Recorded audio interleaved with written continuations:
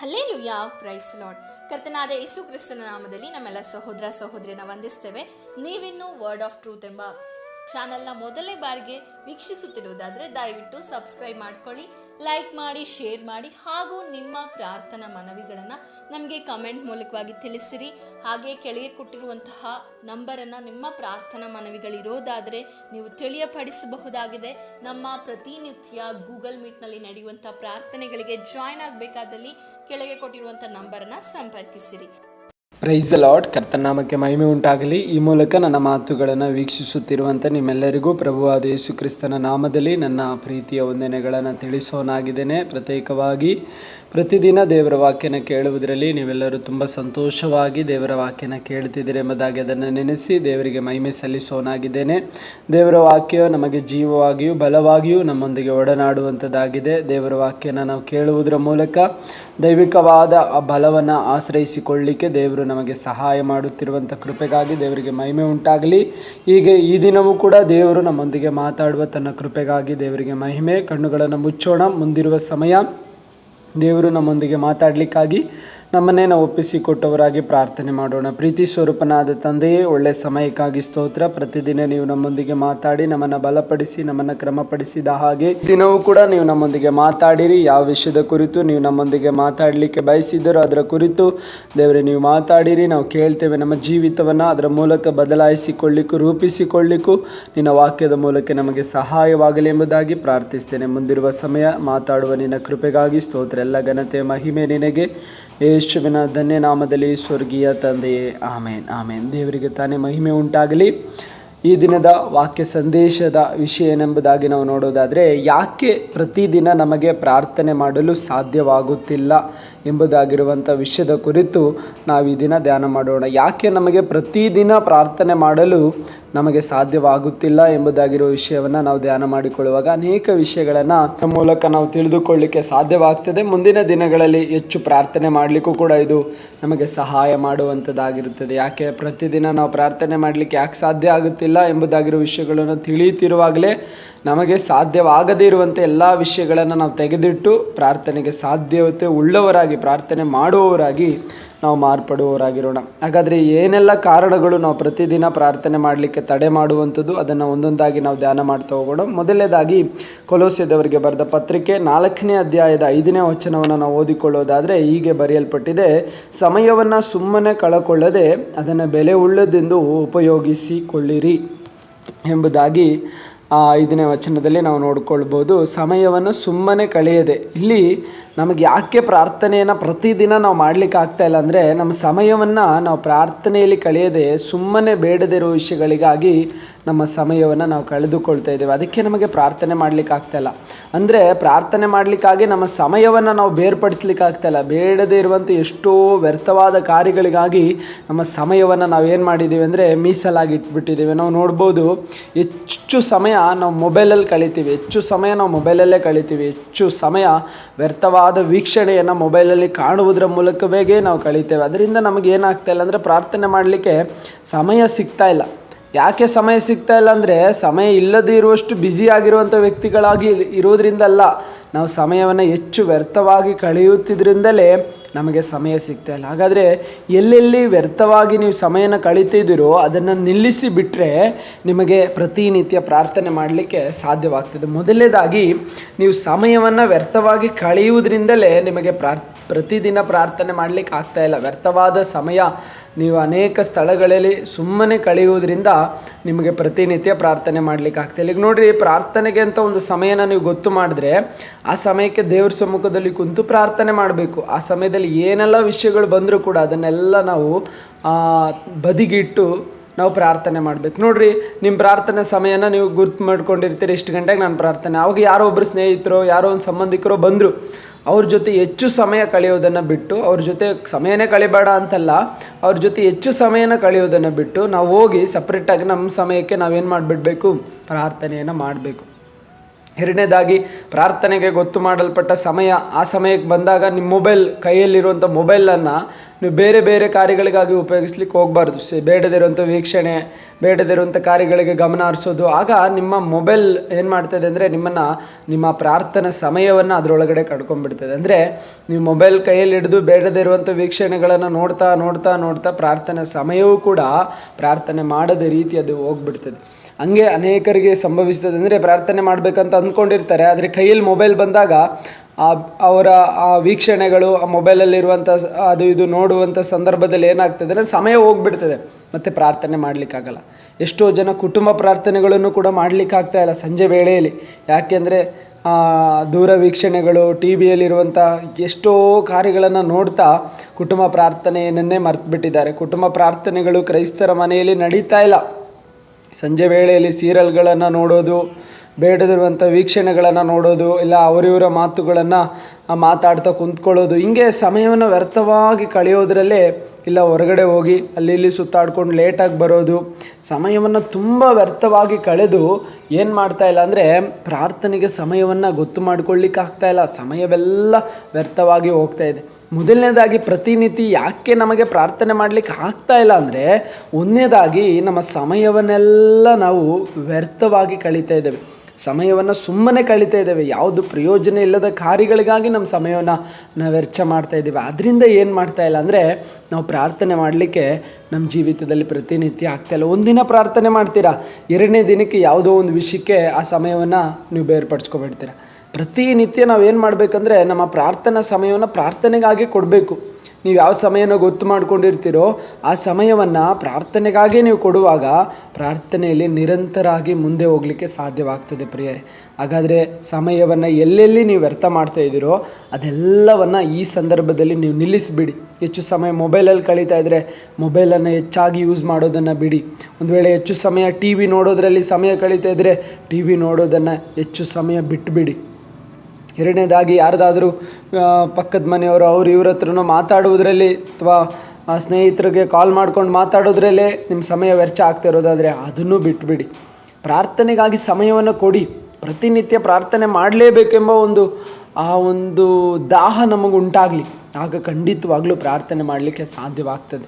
ಪ್ರತಿನಿತ್ಯ ತಪ್ಪದೆ ಪ್ರಾರ್ಥನೆ ಮಾಡಲಿಕ್ಕೆ ಖಂಡಿತವಾಗ್ಲೂ ಸಾಧ್ಯವಾಗ್ತದೆ. ಯಾಕೆ ನಮಗೆ ಆಗ್ತಾಯಿಲ್ಲ ಅಂದರೆ, ಒಂದು, ನಮ್ಮ ಸಮಯವನ್ನು ನಾವು ವ್ಯರ್ಥವಾಗಿ ಕಳೀತಾ ಇದ್ದೇವೆ. ಎರಡನೇದಾಗಿ ಯಾಕೆ ನಮಗೆ ಪ್ರತಿನಿತ್ಯ ಪ್ರಾರ್ಥನೆ ಮಾಡಲಿಕ್ಕೆ ಆಗ್ತಾಯಿಲ್ಲ ಅಂದರೆ, ಲೂಕನು ಬರೆದ ಸುವಾರ್ತೆ 10ನೇ ಅಧ್ಯಾಯ ಅದರ 41ನೇ ವಚನನ ನಾವು ಓದಿಕೊಳ್ಳೋದಾದರೆ, ಸ್ವಾಮಿ ಆಕೆಗೆ, ಮಾರ್ತಳೆ ಮಾರ್ತಳೆ, ನೀನು ಅನೇಕ ವಿಷಯವಾಗಿ ಚಿಂತೆಯಲ್ಲಿಯೂ ಗಡಿಬಿಡಿಯಲ್ಲಿಯೂ ಸಿಕ್ಕಿಕೊಂಡಿದ್ದಿ.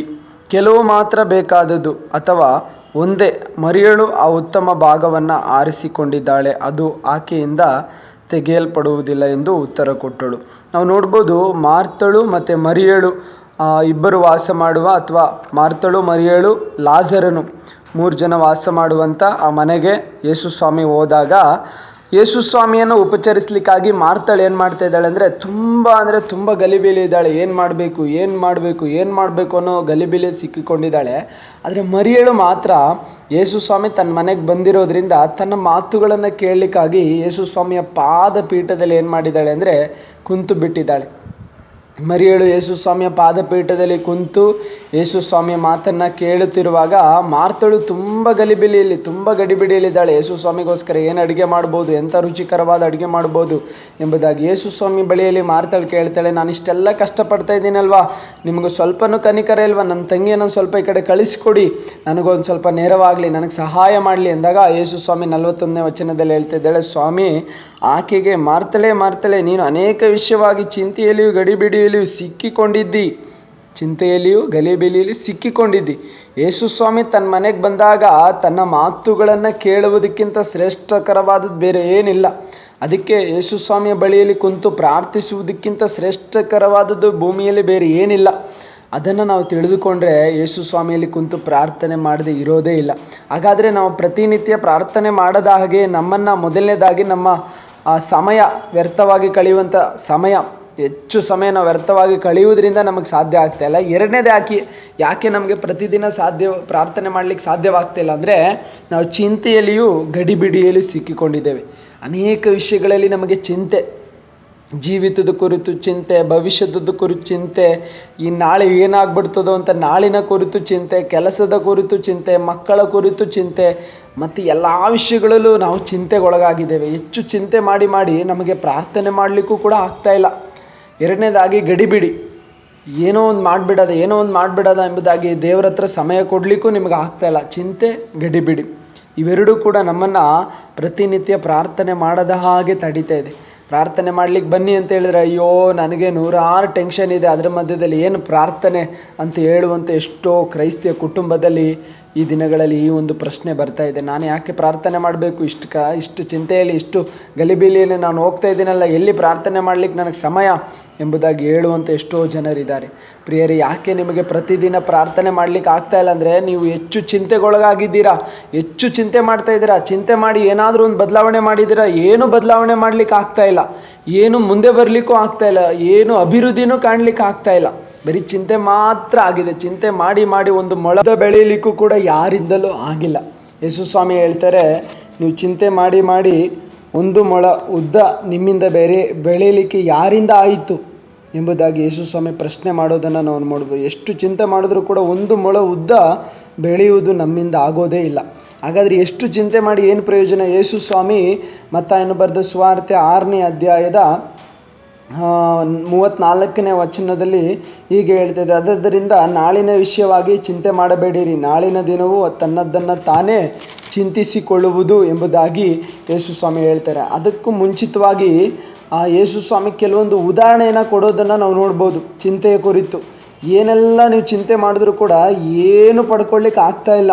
ಎಲ್ಲ ಚಿಂತೆ ಮಾಡಿ ಮಾಡಿ ಊಟದ ಕುರಿತು, ವಸ್ತ್ರದ ಕುರಿತು, ಭವಿಷ್ಯದ ಕುರಿತು ಏನಾದರೂ ಚಿಂತೆ ಮಾಡಿ ಏನಾದರೂ ಪಡ್ಕೊಳ್ಳೋಕ್ಕಾಗಿದೆಯಾ? ಏನನ್ನು ಕೂಡ ಏನಾಗಿಲ್ಲ, ಪಡ್ಕೊಳ್ಳೋಕ್ಕಾಗಿಲ್ಲ. ಹಾಗಾದರೆ ನಮಗೆ ಪ್ರತಿನಿತ್ಯ ಪ್ರಾರ್ಥನೆ ಮಾಡಲಿಕ್ಕೆ ಆಗ್ತಾಯಿಲ್ಲ, ಆದರೆ ಹೆಚ್ಚು ಚಿಂತೆಗೊಳಗಾಗ್ತಾ ಇದ್ದೀವಿ, ಗಡಿಬಿಡಿಯಲ್ಲಿದ್ದೀವಿ. ಮಾರ್ತಾಳ ಹಾಗೆ ಹೆಚ್ಚು ಗಡಿಬಿಡಿ, ಚಿಂತೆ, ಅದರಿಂದ ಪ್ರಾರ್ಥನೆ ಮಾಡಲಿಕ್ಕೂ ಕೂಡ ನಮಗೇನು ಮಾಡೋಕ್ಕಾಗ್ತಾಯಿಲ್ಲ, ಸಮಯ ಕೊಡಲಿಕ್ಕೆ ಆಗ್ತಾಯಿಲ್ಲ. ಪ್ರತಿನಿತ್ಯ ಪ್ರಾರ್ಥನೆ ಮಾಡಲಿಕ್ಕೆ ಆಗ್ತಾಯಿಲ್ಲ. ಒಂದಿನ ಪ್ರಾರ್ಥನೆ ಮಾಡ್ತೀರಿ, 2 ದಿನ ಪ್ರಾರ್ಥನೆ ಮಾಡ್ತೀರಿ, 3ನೇ ದಿನಕ್ಕೆ ಮತ್ತೆ ಚಿಂತೆ ಅನ್ನುವಂಥದ್ದು ನಮ್ಮನ್ನು ಪ್ರಾರ್ಥನೆಯಲ್ಲಿ ಕುಗ್ಗಿಸಿ ಬಿಡ್ತದೆ. ಚಿಂತೆಯನ್ನು, ಗಡಿಬಿಡಿಯನ್ನು ಜಯಿಸಿ ಮಾರ್ತಳ ಹಾಗೆ ಗಡಿಬಿಡಿ ಚಿಂತೆಯಲ್ಲಿ ಇರದೆ ಮರಿಯಳ ಹಾಗೆ ಯೇಸು ಸ್ವಾಮಿಯ ಪಾದಪೀಠದಲ್ಲಿ ಕೂರಲಿಕ್ಕೆ ದೇವರ ಹತ್ರ ಕೃಪೆಯನ್ನು ನಾವು ಕೇಳಿಕೊಳ್ಳೋಣ. ದೇವರ ಹತ್ರ ಕೃಪೆಯನ್ನು ಪಡ್ಕೊಂಡು ಪ್ರತಿನಿತ್ಯ ಮಾರ್ತಳ ಹಾಗೆ ದೇವರ ಪಾದಪೀಠದಲ್ಲಿ ಕೂರದ ಹಾಗೆ ಗಡಿಬಿಡಿಪಡಿಸುವ ಎಲ್ಲ ಕಾರ್ಯಗಳಿಂದ ನಾವು ಹೊರಬಂದು ಮರಿಯಳ ಹಾಗೆ ದೇವರ ಪಾದಪೀಠದಲ್ಲಿ ಕುಂತು ವಾಕ್ಯ ಕೇಳುವ ರೀತಿಯಲ್ಲಿ ನಮ್ಮ ಜೀವಿತವನ್ನು ನಾವು ಮಾರ್ಪಡಿಸಿಕೊಳ್ಳೋಣ. ಮಾರ್ತಳು ಗಡಿಬಿಡಿ ಚಿಂತೆಯಲ್ಲಿದ್ದಾರೆ, ಮರಿಯಳು ದೇವರ ಪಾದಪೀಠದಲ್ಲಿ ಕುಂತಿದ್ದಾಳೆ. ಹಾಗಾದರೆ ನಾವು ಪ್ರತಿನಿತ್ಯ ಪ್ರಾರ್ಥನೆ ಮಾಡೋದಾಗೆ ನಮ್ಮನ್ನು ತಡೀತಾ ಇರುವಂಥದ್ದು ನಮ್ಮ ಚಿಂತೆ, ನಮ್ಮ ಗಡಿಬಿಡಿ. ಇವೆರಡನ್ನು ನಾವು ಬದಿಗಿಟ್ಟು ನಾವು ಪ್ರತಿನಿತ್ಯ ಪ್ರಾರ್ಥನೆ ಮಾಡುವವರಾಗಿರೋಣ. 3ನೇದಾಗಿ ಯಾಕೆ ನಮಗೆ ಪ್ರತಿನಿತ್ಯ ಪ್ರಾರ್ಥನೆ ಮಾಡಲಿಕ್ಕೆ ಆಗ್ತಾಯಿಲ್ಲ ಅಂದರೆ, ನಾವು ಪ್ರಾರ್ಥನೆಯ ಪ್ರಾಮುಖ್ಯತೆ ಏನೆಂಬುದಾಗಿ ಅರಿತಿಲ್ಲ. ನಾವು ಪ್ರಾರ್ಥನೆ ಇಲ್ಲದೆ ಜೀವಿಸ್ಬೋದು ಎಂಬುದಾಗಿರುವ ತೀರ್ಮಾನಕ್ಕೆ ಬಂದುಬಿಟ್ಟಿದ್ದೀವಿ. ಪ್ರಾರ್ಥನೆಯ ಪ್ರಾಮುಖ್ಯತೆ ನಮಗೆ ಗೊತ್ತಿದ್ದರೆ ನಾವು ಪ್ರತಿದಿನ ಪ್ರಾರ್ಥನೆ ಮಾಡದೇ ಇರೋಲ್ಲ. ನಮಗೆ ಪ್ರಾರ್ಥನೆ ಇಲ್ಲದೆ ಜೀವಿಸಿ ಅಭ್ಯಾಸ ಮಾಡ್ಕೊಳ್ಳೋದ್ರಿಂದ ನಮಗೆ ಪ್ರಾರ್ಥನೆ ಇಲ್ಲದೆ ಹೇಗೋ ಒಂದು ಜೀವನ ಮಾಡ್ಕೊಂಡು ಮುಂದೆ ಹೋಗ್ಬೋದು ಎಂಬುದಾಗಿರುವಂಥ ಪರಿಸ್ಥಿತಿಗೆ ನಾವು ಬಂದುಬಿಟ್ಟಿದ್ದೀವಿ. ಪ್ರಾರ್ಥನೆ ಮಾಡುವಂಥ ವ್ಯಕ್ತಿ ಪ್ರಾರ್ಥನೆ ಮಾಡದೇ ಇರಲಿಕ್ಕಾಗಲ್ಲ. ಆದರೆ ಪ್ರಾರ್ಥನೆ ಮಾಡದೇ ಇರುವಂಥ ವ್ಯಕ್ತಿ ಪ್ರಾರ್ಥನೆ ಮಾಡುವುದು ತುಂಬ ಕಷ್ಟ. ಪ್ರಾರ್ಥನೆ ಮಾಡುವಂಥ ವ್ಯಕ್ತಿ ಪ್ರಾರ್ಥನೆ ಮಾಡದೇ ಇರಲಿಕ್ಕಾಗಲ್ಲ, ಪ್ರಾರ್ಥನೆ ಮಾಡಲೇಬೇಕು ಅನ್ನೋ ಒಂದು ಆ ಕುತೂಹಲ, ಬಯಕೆ, ಆಸೆ ಅವನೊಳಗಡೆ ಇರ್ತದೆ. ಅದೇ ಪ್ರಾರ್ಥನೆ ಮಾಡದೇ ಇರುವಂಥ ವ್ಯಕ್ತಿ ಪ್ರಾರ್ಥನೆ ಮಾಡಲಿಕ್ಕೆ ತುಂಬ ಕಷ್ಟ. ಹಾಗಾದರೆ ಪ್ರಿಯರೇ, ಪ್ರತಿನಿತ್ಯ ನಾವು ಪ್ರಾರ್ಥನೆ ಮಾಡೋಣ. ಪ್ರಾರ್ಥನೆ ಪ್ರತಿನಿತ್ಯ ಮಾಡದ ಹಾಗೆ ಏನು ನಮ್ಮನ್ನು ತಡೆ ಮಾಡ್ತಾಯಿದ್ರೆ, ಒಂದು ನಾವು ವ್ಯರ್ಥವಾಗಿ ಸಮಯ ಕಳೀತಾ ಇದ್ದೇವೆ, ಬೇಡದೇ ಇರುವಂಥ ವಿಷಯಗಳಿಗಾಗಿ ನಮ್ಮ ಸಮಯನ ಕಳೀತಾ ಇದ್ದೇವೆ. ಅದರಿಂದ ನಮಗೆ ಪ್ರತಿದಿನ ಪ್ರಾರ್ಥನೆ ಮಾಡಲಿಕ್ಕೆ ಆಗ್ತಾಯಿಲ್ಲ. 2ನೇದಾಗಿ ಚಿಂತೆ ಗಲಿಬಿಲಿ, ಅದರಿಂದ ನಮಗೆ ಪ್ರಾರ್ಥನೆ ಮಾಡಲಿಕ್ಕೆ ಆಗ್ತಾಯಿಲ್ಲ. 3ನೇದಾಗಿ ಪ್ರಾರ್ಥನೆಯ ಪ್ರಾಮುಖ್ಯತೆ ನಮಗೆ ಗೊತ್ತಿಲ್ಲ. ಪ್ರಾರ್ಥನೆಯ ಪ್ರಾಮುಖ್ಯತೆ ಎಷ್ಟು, ಪ್ರಾರ್ಥನೆ ಇಲ್ಲದೆ ನಮಗೆ ಜೀವಿಸ್ಲಿಕ್ಕೆ ಆಗಲ್ಲ ಎಂಬುದಾಗಿರುವಂಥ ವಿಷಯನ ನಾವು ಅರ್ಥ ಮಾಡ್ಕೊಳ್ಬೇಕು. ಆಗ ಆ ಪ್ರಾರ್ಥನೆಗೆ ನಾವು ಪ್ರಾಮುಖ್ಯತೆ ಕೊಡ್ತೀವಿ. ಈ 3ನ್ನು ನಾವು ಅರ್ಥ ಮಾಡಿಕೊಂಡು ಪ್ರಾರ್ಥನೆಯನ್ನು ಪ್ರತಿನಿತ್ಯ ಮಾಡುವವರಾಗಿರೋಣ. ಯಾಕೆ ನಮಗೆ ಪ್ರತಿನಿತ್ಯ ಪ್ರಾರ್ಥನೆ ಮಾಡಲಿಕ್ಕೆ ಆಗ್ತಾ ಇಲ್ಲ ಎಂಬುದಾಗಿರೋ ವಿಷಯದಲ್ಲಿ 3 ವಿಷಯಗಳನ್ನು ತಿಳ್ಕೊಂಡಿದ್ದೇವೆ. ಅದನ್ನು ಯಾವುದು ಮಾಡಲಿಕ್ಕೆ ಅಡ್ಡಿಪಡಿಸಿದ್ದು ಅದನ್ನು ಬಿಟ್ಟು ಬಿಡೋಣ. ಪ್ರಾರ್ಥನೆ ಮಾಡಲಿಕ್ಕಾಗಿ ನಮ್ಮನ್ನೇ ನಾವು ಒಪ್ಪಿಸಿಕೊಡೋಣ. ಪ್ರಿಯರೇ, ಖಂಡಿತವಾಗ್ಲೂ ಪ್ರಾರ್ಥನೆ ಮಾಡುವಾಗ ದೇವರಿಂದ ಆ ಬದಲಾವಣೆಯನ್ನು ಕಾಣಲಿಕ್ಕೆ ಸಾಧ್ಯವಾಗ್ತದೆ ತಾನೆ. ಈ ವಾಕ್ಯದ ಮೂಲಕ ದೇವರು ನಿಮ್ಮನ್ನು ಆಶೀರ್ವದಿಸಲಿ. ಪ್ರಾರ್ಥನೆ ಮಾಡೋಣ. ಪ್ರಾರ್ಥನೆ ಮಾಡಲಿಕ್ಕೆ, ಪ್ರತಿನಿತ್ಯ ಪ್ರಾರ್ಥನೆ ಮಾಡಲಿಕ್ಕೆ ನಿನ್ನ ಮಕ್ಕಳಿಗೆ ಸಹಾಯ ಮಾಡು, ನೀನೇ ನಡೆಸು. ಎಲ್ಲ ಘನತೆ ನಿನಗೆ, ಯೇಸುವಿನ ನಾಮದಲ್ಲಿ ತಂದೆಯೇ, ಆಮೇನ್. ದೇವರು ತಾನೇ ವಾಕ್ಯದ ಮೂಲಕ ನಿಮ್ಮನ್ನು ಆಶೀರ್ವದಿಸಲಿ. ಕೇಳಿದ ವಾಕ್ಯಗಳು ಅನೇಕರು ಕೇಳುವಾಗ ಅನೇಕರಿಗೆ ಕಳಿಸಿಕೊಡಿರಿ. ಹಾಗೆ ನಮ್ಮ ಪ್ರಾರ್ಥನೆಯ ಗ್ರೂಪ್ಗಳಿಗೆ ಜಾಯ್ನ್ ಆಗಬೇಕಾದಲ್ಲಿ ಕೆಳಗೆ ವಾಟ್ಸಪ್ಪಿನ ನಂಬರ್ ಇದೆ, ಅದರಲ್ಲಿ ನೀವು ಜಾಯ್ನ್ ಆಗ್ಬೋದು. ನಿಮಗೆ ಯಾವುದಾದ್ರೂ ಪ್ರಾರ್ಥನೆ ಮನವಿಗಳಿರೋದಾದರೆ ಕಾಲ್ ಮಾಡಿ ನೀವು ಪ್ರಾರ್ಥನಾ ಮನವಿಗಳನ್ನು ತಿಳಿಸುವಾಗ ನಾವು ನಿಮಗೋಸ್ಕರ ಪ್ರಾರ್ಥನೆ ಮಾಡುವವರಾಗಿರ್ತೇವೆ.